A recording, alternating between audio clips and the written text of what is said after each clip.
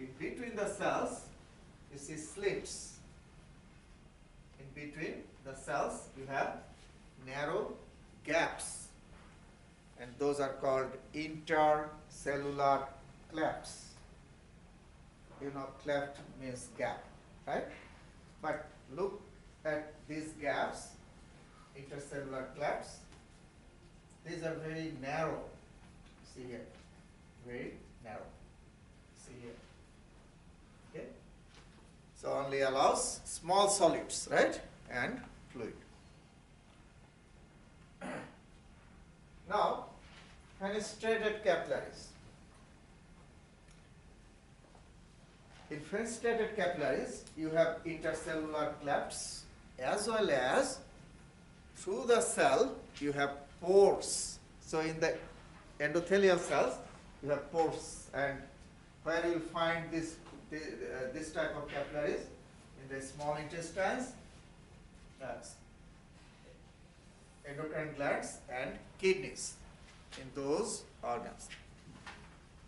Now, if you look at the wall, that is important. You see here, you have clefts which are a little bit bigger than the continuous. You see here continuous, the clefts. You see the clefts here, larger than continuous. That is number one. Number two, which is different here, you see, this is the endothelial cell, right?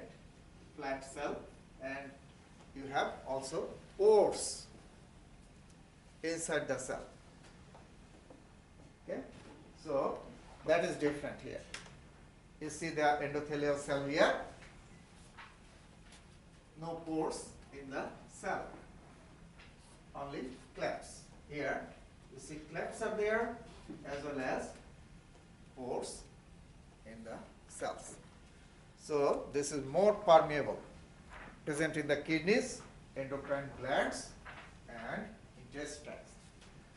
Now you tell me, why you need more pores in the capillary wall of your kidney? What happens in the kidney? Filtration, right? So for better filtration, you need more holes. Make sense? Endocrine glands secrete what? Produce and secrete hormones, right? So from the glands, hormones should get out, right? Easily. So intestine, nutrients, right, are taken into the blood. So holes should be more there. Make sense? More holes should be there. So just if you think, that makes sense.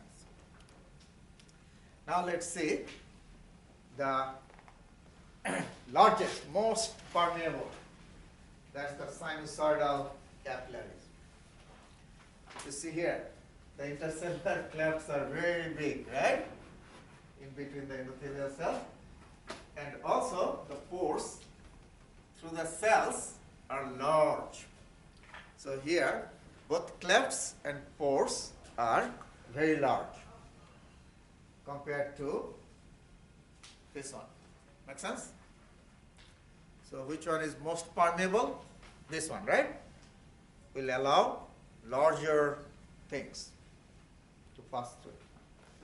Now, where you will find sinusoidal capillaries? You will find sinusoidal capillaries in the liver, bone marrow, and the spleen. Anybody? Why? Bone marrow does what? Produce blood cells, right? Blood cells. And after bone marrow produces blood cells should enter into what? Inside the blood vessels, right? Into the blood, right? Should go into the blood, to the blood. So, through the capillaries of bone marrow, the blood cells must be able to enter into the capillaries. Is it clear? Into the blood. So, blood cells are pretty big, right? So, they, through these, blood cells can, from bone marrow, can enter into the capillary. See? How about liver and spleen? Liver and spleen are called the graveyards, right? So old blood cells get out from the blood, enter into the liver tissue, right? And spleen tissue. So they should be able to easily get out. Okay? So that's why you have larger openings in sinusoidal capillaries. Makes sense? New blood cells should be able to enter into the capillary blood, and old blood cells should be able to escape or get out. So those are three types of capillaries. Now we'll see the capillary bed that I have shown you here. So you see, from the artery, small arteries arise. Those are called the arterioles. And from the end of the arteriole, the capillaries start. And exchange occurs here. I have already explained what exchange takes place. And then blood becomes deoxygenated and enter into the venule, small vein. So you see here. Okay. So this is the arteriole, terminal arteriole, and this is the capillary bed, and exchange occurs. Blood gives oxygen to the tissue, receives carbon dioxide, becomes deoxygenated, and deoxygenated blood enters into the venules. Okay? Now, if you see the capillary here, this branch from the arteriole takes the blood out from the arteriole and it goes to the venule. The part directly going from the arteriole to the venule, or connecting the arteriole and venule, that is called mat arteriole. You see the top, mat arteriole. So from the arteriole, blood enters into mat arteriole, and from mat arteriole, most of the blood enter into the capillary bed. This is the capillary bed. This is the capillary bed. Network of capillaries. Make sense? So from the arteriole, blood enters into mat arteriole, and from mat arteriole, blood enters into the capillary bed. But some blood, you see here, from mat arteriole, some blood, most of the blood enters into the capillary bed and circulates here. But some blood directly goes to the venule. Make sense? Through fair channel. Without any exchange, small amount of blood directly goes from the arteriole to the venule, which is not, useful. Make sense? Because that blood is not giving oxygen to the tissue; it's going to the vein without exchange. But that happens in the body. Shunt of blood. But most blood circulates in the capillary bed or network. So now, this part, the network or capillary bed, is called true capillaries. These capillaries are called what? True, because exchange occurs to the wall of this, right? And this one is not true, false capillary, because the main function of capillary is exchange, but that one is not doing that, right? So that is not true capillary. Now, another thing, just know that between mat arteriole and the capillary bed, there are sphincters. See here. These sphincters regulate how much blood will enter into the capillary bed. Make sense? So sphincters are there to control how much blood should enter into the capillary bed. Is it clear? And now you tell me, when you do exercise, workout, okay, these sphincters should get constricted, closed, or open more. Your tissue needs what? More oxygen, right? Your tissue needs more oxygen and nutrients, glucose. So sphincters should open. So more blood will flow in the capillary bed, right? Exchange will be more. in winter, like your metabolism is less, okay, activity in the muscle is less, in that case, constriction will occur. Make sense? Because your tissue doesn't need too much blood flow. Just know that when your tissue needs a lot of blood flow, lot of oxygen, nutrients, the sphincters will get open more, okay? And when doesn't need, will constrict. So how much blood will flow here is regulated by those pre-capillary sphincters. Make sense? Pre means before capillary sphincters, before the capillary bed. Arteries and veins, we have talked about the differences. In case of artery, arteries are always round. The veins are usually flat or flattened. In artery, the lumen is round and small, wall is thick. Thick wall, that's why the lumen is what? Big or small? Small. Makes sense, because wall is thick, right? The lumen is small. And since the wall is thick, the lumen always remains open and round because wall is thick, right? It will not squeeze. Wall is thick. In case of vein, the wall is thin, so that's why if no blood is here, it will get flat more and irregular. Okay. So those are few differences. Blood pressure. We have talked about blood pressure, right? Systolic, diastolic, pulse, and mean arterial pressure. We have talked about that before. Three factors directly regulate the blood pressure. There are many other factors regulate the blood pressure, but these three directly control or regulate the blood pressure. I believe I mentioned these three factors before, but just, let's do it again. What are those three factors? Cardiac, output.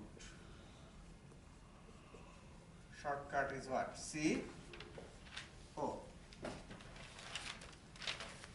Another is blood volume. You remember I mentioned before, blood volume and peripheral resistance, also called total peripheral resistance. Same thing. Resistance or PR or TPR, same thing. Peripheral resistance. Okay. Now, you tell me, if blood volume increases inside the arteries, pressure on the wall will be more or less. More, everybody knows, right? If blood volume increases inside your artery, on the arterial wall, pressure of blood will be more. Blood pressure will be higher, because blood pressure is the pressure, lateral pressure exerted on the arterial wall, right? By the blood, given by the blood. Is it clear? Okay. Now, if your kidney is failed, your kidney cannot produce enough urine, partial kidney failure, right? Then what will happen? The blood volume will stay high. So, blood pressure will go up, right? Okay. Peripheral resistance. Peripheral resistance is related to the peripheral part of cardiovascular system. Now, cardiovascular system consists of what? Heart and blood vessels, right? Which one is the center? Heart or blood vessels? Heart is center, right? Peripheral means what? The blood vessels. Peripheral. Okay? So it is saying peripheral resistance. Is it clear? That means resistance on the arterial wall. wall of the blood vessels. Make sense? That's why peripheral. So now you tell me, this is the artery, and if fat accumulates inside the artery, the lumen will get narrow, right? Fat accumulates here. So the peripheral resistance will increase or decrease if blood tries to pass through it? Increase. Because tube is narrow now, right? Smaller. So if you want to pass same amount of blood, pressure on the wall will be more. Okay? So that is called atherosclerosis. I mentioned it before. Sclerosis. Accumulation of fat or lipids or cholesterol in the arterial wall. Okay? That will increase what? Peripheral resistance, right? That will increase the blood pressure. Will increase, okay? If blood volume increases, blood pressure will increase. We know that. Okay. Another thing can cause increased peripheral resistance. When we get older, what happens? The wall of the arterial loses the elasticity, elastic fibers from the arterial wall. And wall will become hard, hardening of the wall due to loss of what? Elasticity. Is it clear? And that is called a little bit different name. Arteriosclerosis. Hardening of the wall. So wall cannot, artery cannot expand. So if blood tries to pass through it, pressure will be more on the wall. Make sense? Pressure will be more because it cannot expand. So those are the factors that increase the peripheral resistance.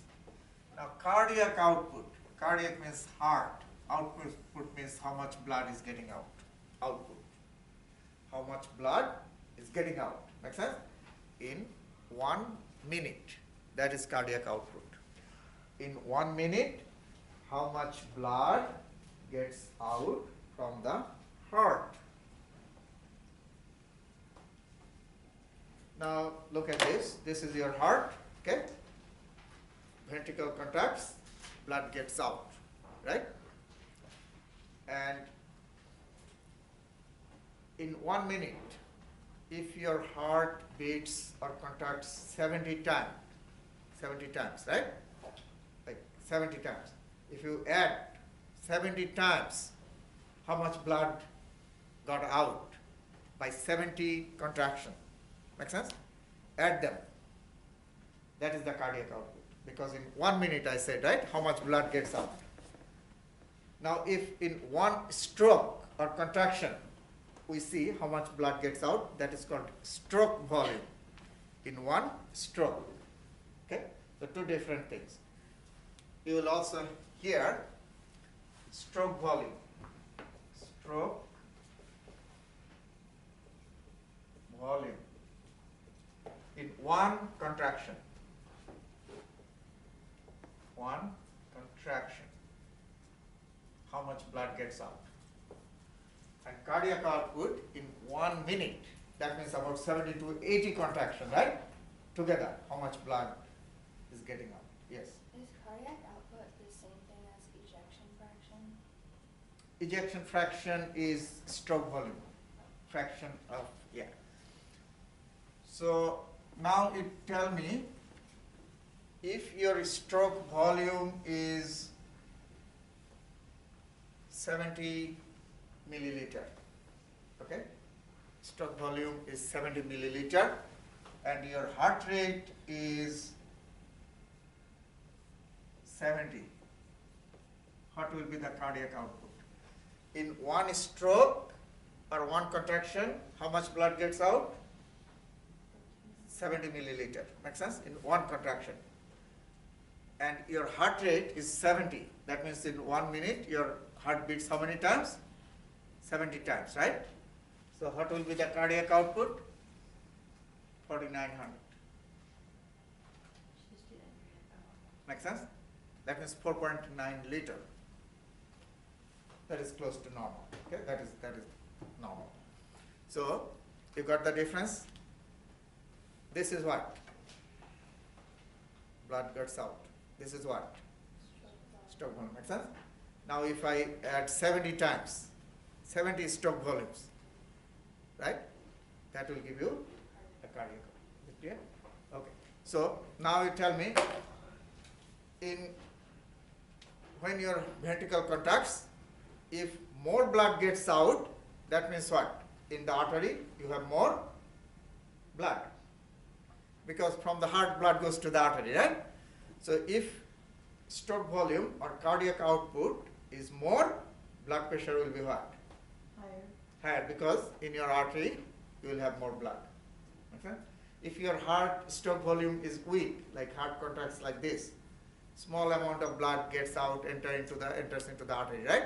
The pressure on the wall will be less, because blood is less in the artery. When contraction is strong, more blood inside the artery, right? So pressure is higher. So that's why this is directly also related to the blood pressure. Increased cardiac output or increased stroke volume will increase the blood pressure. Make sense? Increased stroke volume will increase the cardiac output, and that will increase the blood pressure. So those are the three factors.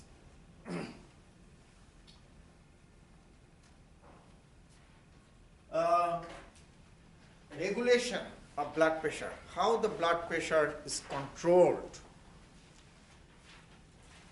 Blood pressure is controlled by two types of regulation. One is called short-term and another is called long-term regulation.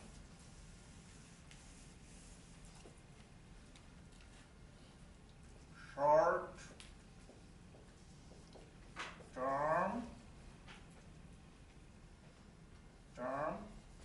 and long-term.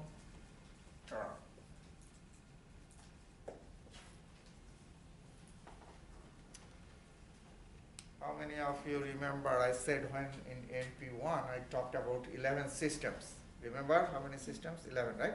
Two systems are called the control systems. Which two? Endocrine and nervous. Very good. So if anything happens, right, those two systems will try to control.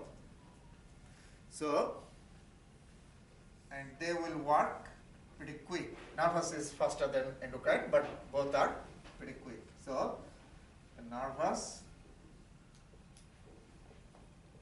control or regulation and endocrine or hormonal, same thing. Okay? Endocrine or hormonal control. They will try to control first your blood pressure.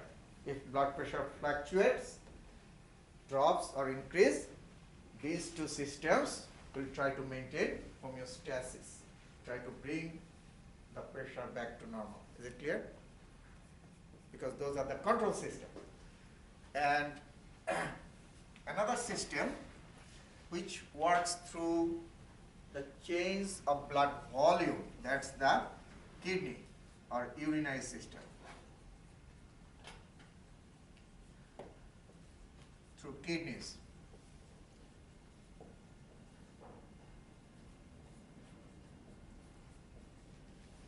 Through kidneys. Now, you know, already I have explained, kidneys will try to regulate the blood pressure by changing the volume. By changing what? The volume of blood. Is it clear? If you drink too much, if I ask you to drink 5 glasses of water now, okay, your blood volume will go up because water will enter into the blood. Your kidneys will do what? Produce more urine, because it will not let that excess water stay in the blood, because blood pressure will go up, right? So kidneys will produce more urine, so blood pressure will remain normal. Make sense? So this is an example how your urinary system will regulate the blood pressure, but that is much slower than nervous and hormonal control. Make sense? Let me give you an example of hormonal control. Adrenaline. Have you heard that? Adrenaline. Adrenaline is released when you are excited, right? And that increases the blood pressure pretty fast, right? So hormonal is pretty fast. And nervous, autonomic nervous system, I mentioned sympathetic, parasympathetic, right? Sympathetic activation occurs immediately when you get scared or you are excited immediately. So those are pretty fast, can act on the heart and blood pressure. Okay, so if blood pressure decreases, adrenaline will be released, will increase the activity of the heart, right? Increase the cardiac output, will increase the blood pressure. Okay, so those are fast acting, quick acting system. So short term and long term.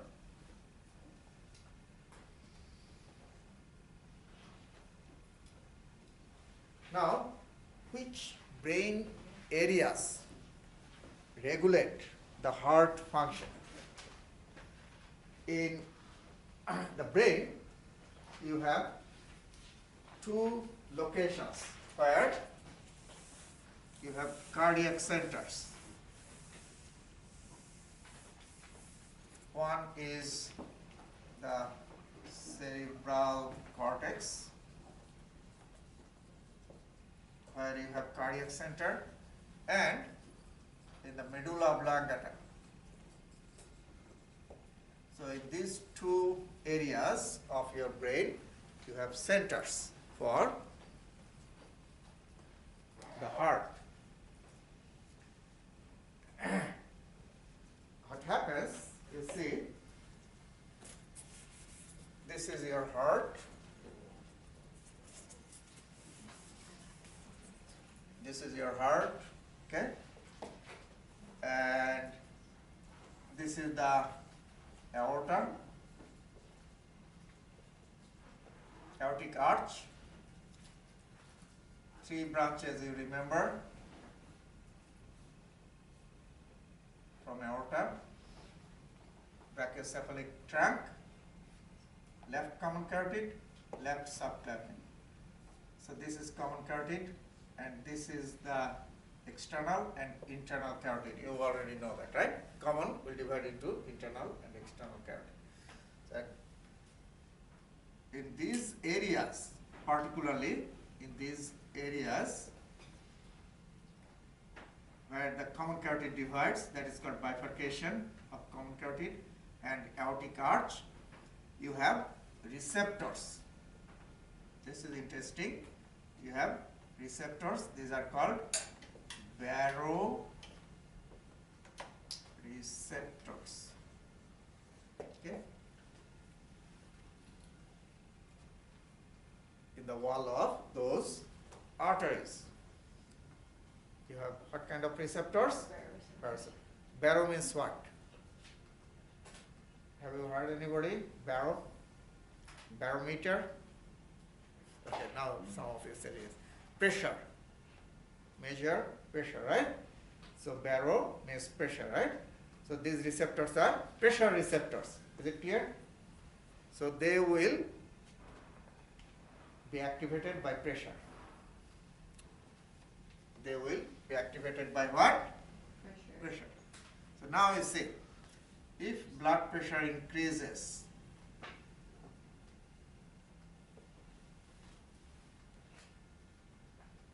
these receptors will be activated because these are baroreceptors. Make sense?